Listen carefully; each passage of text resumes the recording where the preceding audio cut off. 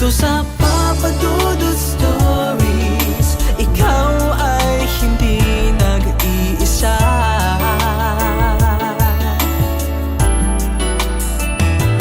Dito sa Papa Dudut Stories, may nagmamahal sa'yo. Papa Dudut Stories, Papa Dudut Stories,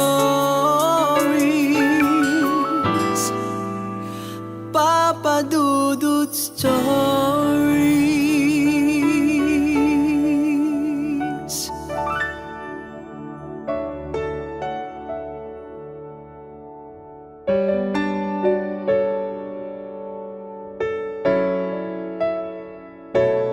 Magandang araw sa inyo mga ka-YouTube. Huwag kakalimutan na mag-subscribe, mag-like, mag-share at mag-post ng inyong mga comments sa ating Papa Dudut Stories.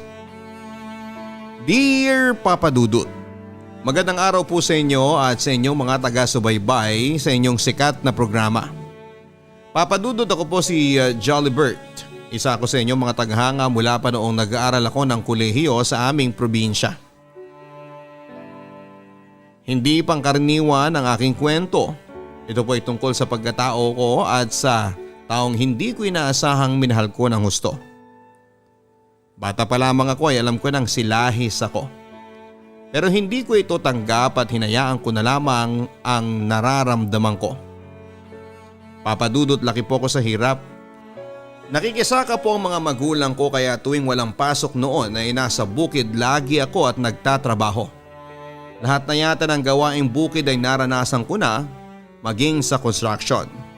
Kaya todo trabaho kami noon, may pambayad lang sa matrikula at allowance namin. Kung may pinapagawa sa amin ng mga guro namin tulad ng linis ng bakuran, kami kaagad ng kapatid ko ang tinatawag nila. Hanggang sa umidad na ako ng 20 noon, napapaisip pa rin ako sa aking sarili. Lagi akong nagsisimba noon at hinihiling ko na lamang na gabayan niya ako sa aking nararamdaman. Wala pa kasing masyadong internet noon at kulang pa ako sa kaalaman tungkol sa nararamdaman ko.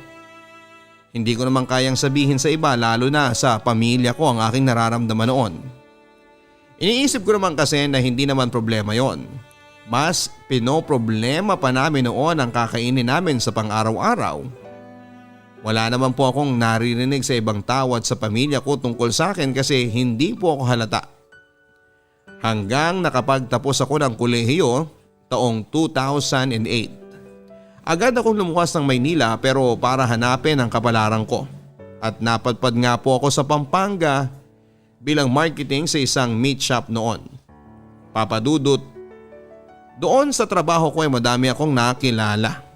At sinubok na nga ang aking pagkatao noon. Marami akong mga naging kaibigan. Kahit pa nga hindi ako approachable na tao, Papadudot. Dahil na nga siguro sa aking sitwasyon at baka malaman nila ang tinatago ko.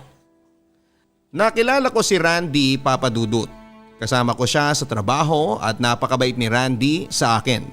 Halos araw-araw kami magkasama noon kasi stay-in po kami sa trabaho. Ang tanong sa akin ni Randy ay bakit daw napakatahimik ko. Akala niya daw ay masungit ako kasi never daw ako nakipag-usap sa mga katrabaho. Papadudot, tulad na nga ng dati ay hindi ko pa rin pinagbigyan ang sarili ko at manhid pa rin ako sa aking nararamdaman. Palakwento kasi si Randy sa mga bagay at ako naman ay napaka-husay lang sa pakikinig. Kay Randy ko nararamdaman noon ang higit pa sa pagiging kaibigan. Hindi ko maunawaan at ito'y pilit ko pa rin iniiwasan. Lagi akong sinasama ni Randy noon sa bahay nila tuwing bakasyon namin at pinapakilala niya ako sa mga kaibigan niya. At aaminin ko, Papadudot, na madami sa mga kaibigan niya ang may itsura. Hindi ko naman maiwasan na matuwa sa panahon na yon. Pero magaling talaga akong magtago at magpigil ng nararamdaman ko. Hanggang kaibigan lang talaga. Ang pinipilit ko sa sarili ko para sa kanila. Para hindi lang masira ang pagtingin nila sa akin hanggang sa lumipas nga ang taon, Papadudot, ganito pa rin ako. Ika nga, never been kissed, never been touched pa rin. Hanggang sa maisipan ko noon na mag-girlfriend. Hanggang sa may mangyari na nga sa amin noon ng girlfriend ko pero mas matimbang pa rin ang nararamdaman ko sa kapwa ko lalaki noon. Kaya hindi rin kami nagtagal noon ng girlfriend ko, Papa Dudut. Hanggang naisipan ko noon na mag-abroad at iniisip ko noon na bukod sa dagdag kita ay maiiwasan ko siguro ang iniiwasan kong pagbigyan ng sarili ko sa nararamdaman ko. Pero nagkamali pala ako, Papa Dudut. Mas tumindi pa pala ang naranasan ko noon. Nag-apply ako bilang service crew sa Saudi at agad naman akong natanggap noon. Habang nasa agency ako noon para magpapirma ng kontrata ko ay hinihintay na lamang ang flight paalis. May tumabi sa akin noon na hindi ko kagad siya pinapansin kung ano ang itsura niya kasi hindi naman ako approachable na tao. At biglang nagsalita sa tabi ko na, "Pre, sa Saudi ka rin ba?" Sabi ko, "Oo pre, ikaw ba?" Ganon din daw siya. At iisa lang pala ang aming kumpanya. Pagkatapos namin sa agency ay nagaya si Edres na sabay kaming umuwi sa Quezon City. Doon pala siya nakatira sa auntie niya at ganon din ako. Nakatira din ako sa auntie ko noon. Ilonggo din pala si Edres, Papa Dudut, at baguhan lang din sa Maynila noon. Ganon din kasi ako dahil sa Pampanga pa ako mas tumagal noon. Bago kami umuwi noon ay niyaya muna ako ni Edres sa Luneta Park, Papa Dudut. Hindi ko pa alam yung Luneta Park sa panahon na yon. At doon ay kumain muna kami sa isang kainan at doon ko nakita na gwapo pala si Edres. Matangkad at malinis ang kanyang mukha. At the same time, nagising na naman ng natutulog kong nararamdaman. Pinasakay ako noon ni Edres ng bus at siya naman ay sa jeep dahil magkaiba ang dadaanan namin noon. Gabi na noon nang dumating ako at masaya ako noon kasi sa wakas ay nakapunta ako ng Luneta Park. Noon kasi ay sa TV ko lang nakikita yon. Pero mas masaya pala ako na nakilala ko si Edres. Kinabukasan noon ay nag-usap muna kami noon sa text message ni Edres. Hindi pa kasi kami marunong mag-Facebook noon. Habang naghihintay kami ng flight namin noon ni Edres ay nagyayaan kaming gumala lalo na sa Quiapo Church noon. Hindi nga lang siya pumasok dahil Baptist Christian siya at pastor pala ang papa niya. Papa Dudut, pareho din pala kami ng kwento ni Edres. Laki din siya sa hirap sa Negros doon sa Kapasan sa kampo sa kanila doon. Madami kaming pinag-usapan ni Edres sa buhay namin. Tinatanong niya ako kung saan ang GF ko, ang sabi ko ay kakahiwalay ko lang. Si Edres naman ay wala pang girlfriend sa panahon na yon. Priority niya muna daw na makapagtapos yung kapatid niya dahil matanda na raw ang papa niya. Hanggang dumating na nga ang pag-alis namin, Papa Dudut. Masaya ako dahil dito pa lang sa Pilipinas ay may kaibigan na ako. Hanggang dumating na kami ng Riyadh noon, swerte naman kami ni Edres noon na magkasama pa rin kami sa isang accommodation. Magkaiba nga lang kami ng store na pinagdutihan noon. Papa Dudut, doon ko nga nakilala ng lubusan si Edres. Mabait, tahimik lang din at masarap ding magluto. Sabi nga ng mga kasamahan namin magpinsan daw kami dahil magkahawig daw kami. Sabi ko naman sa loob ko ay mas gwapo naman si Edres. Sinakyan lang namin noon ni Edres ang paniniwala nila na magkamag-anak kami kasi okay lang naman sa amin at wala namang problema. Papa Dudut, habang tumatagal lalo pang lumakas ang nararamdaman ko noon kay Edres at pilit ko pa ring iniiwasan ang magkamali. Iniisip ko pa rin ang sinasabi niya na ako daw ang eldest brother niya at siya naman daw ang youngest brother ko. Sabay kami magluto at maglaba noon, Papa Dudut. Basta kahit saan kami magpunta noon ay kasama ko siya. Papa Dudut, parehong wala kaming cellphone noon na pang Facebook. Ang meron lang kami noon ay di keypad na cellphone. Hanggang yung isang kasamahan ko sa store ay binenta sa akin ang luma niyang tablet na pwedeng ipang Facebook.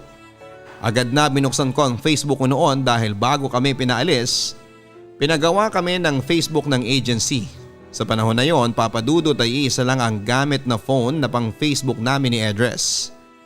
Kaya kung magla-log out ako ay pinagla-log in niya rin ako ng para sa kanya. Oo, alam naming pareho ang Facebook account namin at okay naman yon sa akin at wala naman akong personal na tinatago sa Facebook.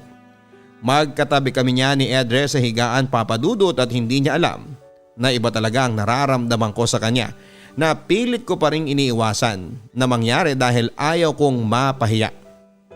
Kung mangyari man, Papa Dudut. Ramdam ko rin noon na si Edres ay parang ang gaan na talaga ng loob niya sa akin. Minsan tinatanong niya ako na bakit hindi man lang daw ako nagagalit. Normal lang daw ba ako? Ang sabi ko naman ay nagagalit naman ako, Papa Dudut, pero never ko talagang pinapahalata sa kanila. Hanggang lumipas ang 1 taon, Papa Dudut, na magkasama kami ni Edres bilang may dumating sa buhay namin na hindi namin inaasahan na susukat sa aming sarili na magkakawalay pala kami.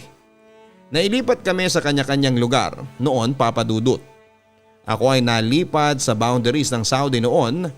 Labis ang lungkot namin noon, Papa Dudut, at naramdaman nga namin ang tinatawag na homesick noon. Buti na lang sa panahon na yon ay may Facebook na kami at tuloy pa rin ang communication namin ni Edres. Agad akong tumawag kay Edres para kumustahin siya.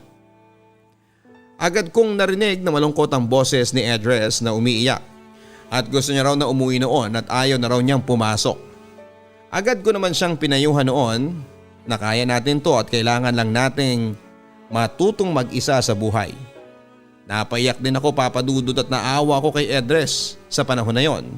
Iniisip ko na kung sino ang kasama niyang bumili ng tubig, ng pagkain.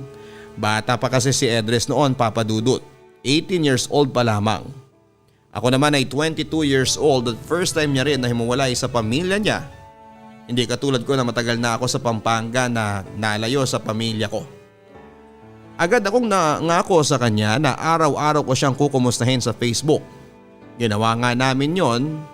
Walang araw na hindi kami nag-uusap, Papa Dudut. Ako naman parang hindi kompleto ang araw ko kapag hindi kami nag-uusap at hindi ko siya nakakamusta. Alam ko na noon sa sarili ko na mahal ko na si Edres na hindi ko pa rin kayang sabihin sa kanya. Hanggang nangako kami pareho na tapusin namin ang kontrata at sabay kaming uuwi ng Pilipinas at mag-a-apply muli. Yon ang pinangako namin, Papa Dudut, sa isa't isa. Bumili kami noon ng kalabaw para ibenta namin na pang-apply namin ulit sa Maynila noon. Alam naman ng mga magulang namin na kilala niya rin si Edres ng pamilya ko at ganoon din siya. Hanggang matapos na ang kontrata namin noon, Papa Dudut, excited na kaming pareho noon na mag-apply kaming muli na medyo malaking sahod na. Si Edres, Papa Dudut, nakapagpaalam na siya at sigurado na ang exit visa niya. Ako naman, Papa Dudut, ay may problema. Malapit na ang pag-uwi ni Edres noon. Ako naman ay ayaw pa rin payagan ng Egyptian na manager ko. Agad kong sinabi kay Edres na hindi ako makakasabay sa kanya ng pag-uwi at mauna na siya. Doon na lang kaming magkita sa Maynila. At hindi ko inaasahan, Papa Dudut, ang sagot niya. Nagpauto na naman daw ako sa mga boss ko. Nauto na nga daw ako sa pagpunta ko dito, magpapauto pa rin daw ba ako ulit. Hindi na lamang ako sumagot kay Edres sa panahon na yon. Hindi na kami nag-usap noon ni Edres, Papa Dudut, hanggang dumating ang time ng pag-uwi niya. Pero bago siya umuwi ay nag-message pa siya sa akin. Sinabi niya na mag-ingat daw ako. Agad akong nag-respond naman sa kanya na huwag siyang mag-alala. Magkikita pa rin tayo sa Maynila. Tuloy pa rin ang mga plano natin. Mauna ka nga lang muna. Hanggang lumipas, Papa Dudut, ng 1 buwan, nakauwi na rin ako ng Pilipinas. Napakiusapan ko kasi ang manager ko na babalik ako. Si Edres noon ay nasa Negros na. Ako din ay umuwi na sa amin at tinapos ko muna ang pangarap ko na bahay sa aking mga magulang. Kung noon ay kahoy at kawayan ang bahay namin, ngayon ay pinasemento at regalo ko sa mga magulang ko yon. Hanggang bumalik na rin ako sa Maynila noon para tuloy din ang plano namin ni Edres. Hanggang sa nagkita na nga kami ni Edres. Nakita kong gwapo pa rin ang kaibigan ko na lihim kong minamahal. Agad niya akong inakbayan noon ni Edres at sobrang 1 taon din kaming hindi nagkita noon. Lalo pa siyang naging gwapo dahil sa mga suot niya. Agad kaming nag-apply noon sa agency. Kung noon ay nakikitara lamang kami, nag-upo na lamang kami ni Edres ng isang room sa Maynila, Papa Dudut. Pero hindi pala talaga siguro swerte naming umalis. Kasi hindi pa kami natanggap. Wala pang bakante. Naisipan namin noon, Papa Dudut, na umuwi muna ng probinsya sa Iloilo kasama si Edres. Tawag na nga ng nanay ko kay Edres ay parang anak na niya. Pumunta kami sa mga bundok at tourist spot sa amin, Papa Dudut. Parang ayaw na nga bumalik ni Edres sa Maynila. Masaya na siya sa amin. Agad ko naman siyang pinakilala si Edres sa mga best friend ko, na ngayon ay mga guro na sa public school sa amin. Kagaya ko rin sila na lihim ang pagkatao. Agad akong sinamahan ng dalawa kong kaibigan kahit na hindi ko daw aminin sa kanila about kay Edres ay ramdam na raw nila. Pero hindi ko na rin pinansin ang pang-aasar ng dalawa kong BFF at bumalik na kami ni Edres sa Maynila noon. Pero mailap pa rin sa amin, Papa Dudut, ang pag-a-apply sa abroad. Hanggang sa naisipan ko na lang mag-apply muna sa local sa Maynila. At agad naman akong natanggap sa isang paliparan sa NAIA. Si Edres naman ay nasawa na rin sa pag-apply sa abroad at agad na nagtrabaho sa isang mall sa Pasay. Hanggang lumipas ang ilang buwan, Papa Dudut, dahil may kalakihan naman ang kita ko noon sa airport. Ako na lang ang sumagot noon sa aming upa at si Edres naman ang sumasagot noon sa aming pagkain. Free naman kasi ako sa pagkain sa work habang naka-duty at si Edres naman namamasahe pa kasi mas malapit ako sa work ko kung saan kami nakatira. Pinagbilinan kasi kami ng nanay ko na huwag naming pabayaan ang isa't isa sa Maynila. Hanggang dumating ang araw na nabarkada si Edres, Papa Dudut. Wala na sa oras ang kanyang pag-uwi. At minsan isang beses ay umuwi siya sa boarding house ng barkada niya. Hanggang ako ay sinama niya sa inuman.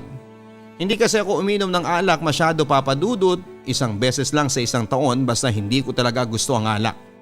Pumunta kami dalawa sa isang bar sa Pasay, agad na lumapit sa amin ang mga kababaihan doon, Papa Dudut. Ako naman noon ay kinausap ko lang ang babae noon.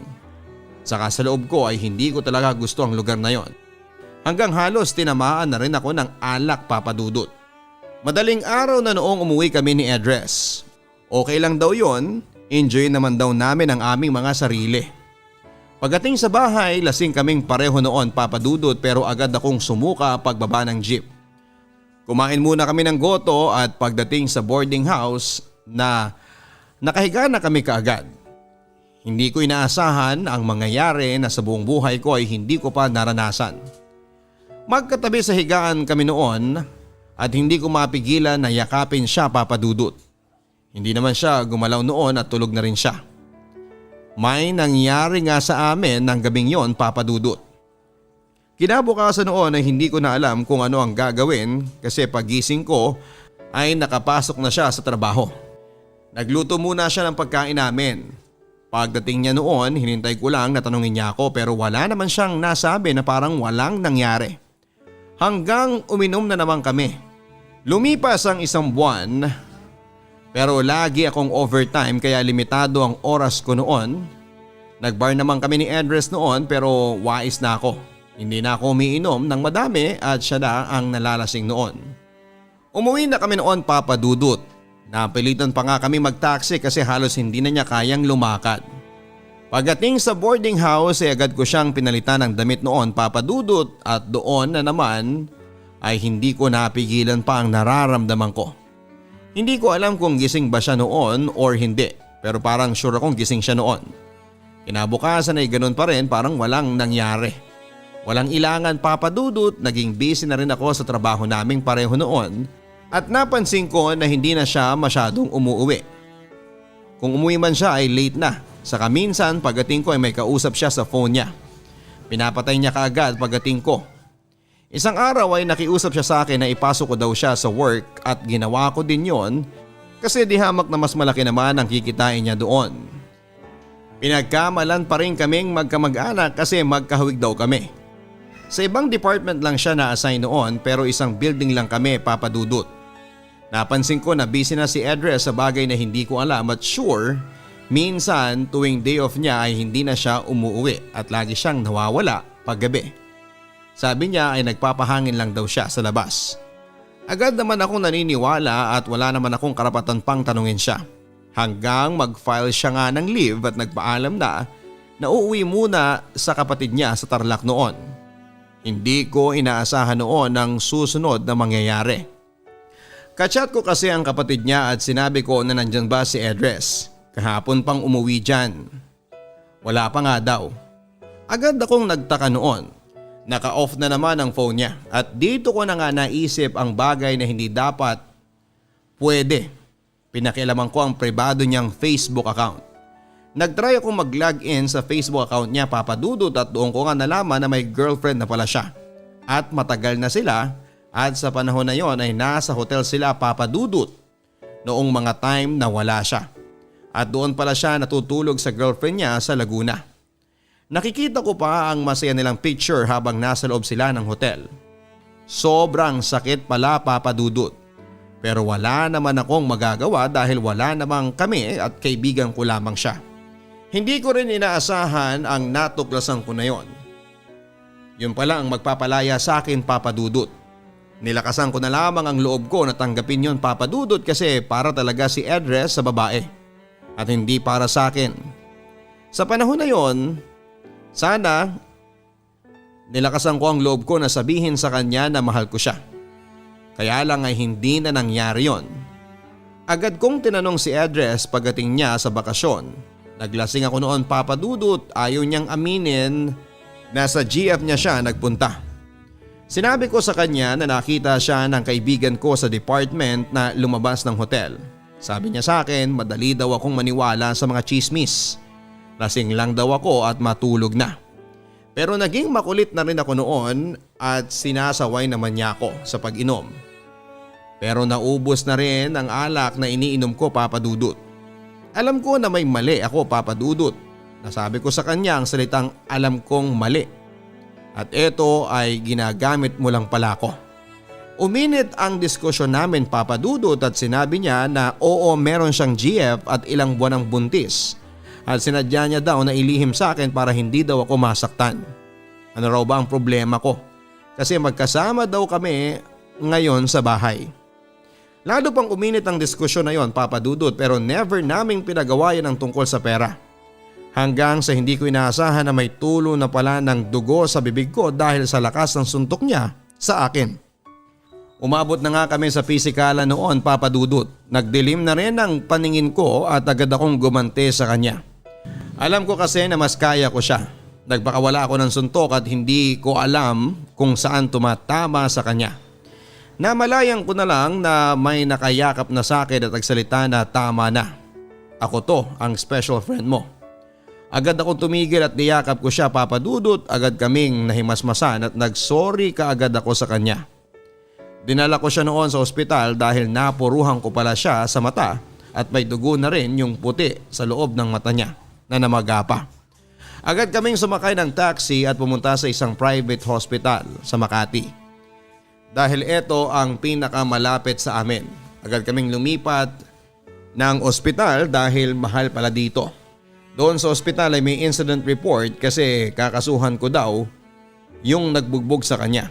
Pero hindi ko inaasahan ang sinabi ni Edres. Sabi niya lang ay aksidente lang daw na tinamaan ng kahoy siya. Agad siyang ginamot at nagpa-medical exam. Buti nga't wala naman daw damage ang sabi ng doktor. Buti nga't may kaunting ipon pa ako noon. Lumabas na kami at dumaan pa kami noon sa convenience store at kumain muna ng siopaw na lagi naming kinakain noon. Habang kumakain kami ay hindi ko kaya siyang tingnan, Papa Dudut, dahil maga ang dalawang mata niya at may dugo pa. Pinuruhan ko daw siya. Buti raw sa akin ay bibig lang. Nag-face mask na lang ako noon, Papa Dudut, hanggang lumipas ang 3 buwan pa.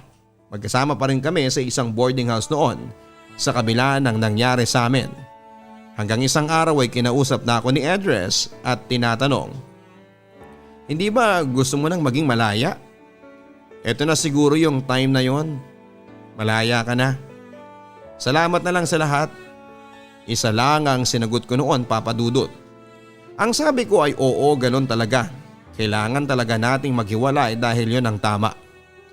Papa Dudut, sobrang sakit pala. kapag hihiwalay ka na sa taong tunay na minamahal mo. Tinuloy ko pa rin ang buhay kong mag-isa kahit magkasama kami sa isang kumpanya ay tuloy pa rin ang buhay. Kahit masakit, sobra, hanggang sa nag-file ako ng bakasyon noon. Nagpunta ako mag-isa sa Baguio, 1 linggo ako doon. Pagbalik ko ng Maynila ay tuloy pa rin ang buhay para lubos ko siyang makalimutan dahil magkasama kami. Sa trabaho ay inisip ko mag-resign sa trabaho at bumalik na lang sa Saudi, Papa Dudut. Hanggang ngayon ay tuluyan na akong nakapag-move on sa kanya. Lagi kong kausap ang nanay ko at sa tuwing kausap ko ang nanay ko ay lagi niyang tinatanong sa akin si Edres. Wala kasi kaming nasabi sa mga nangyari sa amin ni Edres. Ayaw kong mag-alala ang nanay ko. Lagi ko na lang sinasabi na nanay okay naman si Edres. Lagi kami nag-uusap noon, sabi ko na lang para hindi na humaba pa ang usapan. Sa ngayon papadudot na pandemya ay nabalitaan ko sa mga kaibigan sa Maynila na nagtanggalan ng tao sa kumpanya namin. At nakasama doon si Edres. 3 years na kaming hindi nag-uusap noon ni Edres at kinamusta ko siya sa Messenger. Nag-friend request ako sa kanya at agad naman siya nag-reply na kumusta na raw ako at malaki na rin pala ang anak niya. Pinag-apply ko na lang siya sa agency na kilala ko at agad naman siyang tinanggap. Pero nasa ibang kumpanya at lugar siya, Papa Dudut. Sabi ko sa sarili ko, Papa Dudut, ang pagpapatawad pala ang makapagbibigay ng katahimikan sa buhay natin. Yan ang totoong move on. Nagmahal lang kasi ako at alam kong hindi mali yon. Hindi naman namin ginusto yon dahil naramdaman kasi yon. Hindi mo naman kailangang aminin sa ibang tao na silahis ka dahil hindi naman importante yon. Ang importante ay tanggap mo ang sarili mo kung ano ang ibinigay sa iyo ng Diyos. Dahil yon ay may purpose ang Diyos sa iyo. Ngayon Papa Dudut ay may GF na rin ako at nagtatrabaho sa government office sa Pilipinas. Inihiling ko na lang sa Diyos na sana ay siya na ang binigay niya sa akin. Salamat Papa Dudut and God bless. Lubos na gumagalang, Jolly Bird. Ang buhay ay mahiwaga, laging may lungkot at saya. Sa Papa Dudut Stories, laging may karamay ka.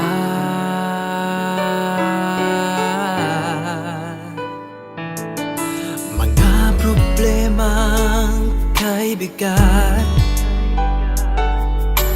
dito ay pakikinggan ka. Sa Papa Dudut Stories, kami ay iyong kasama. Dito sa Papa Dudut Stories, ikaw ay hindi nag-iisa.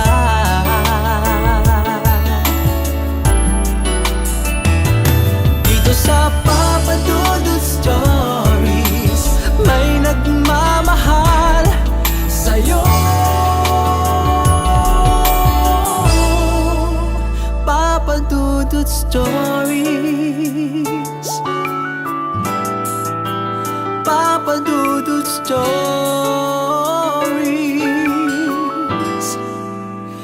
Papa Dudut Stories.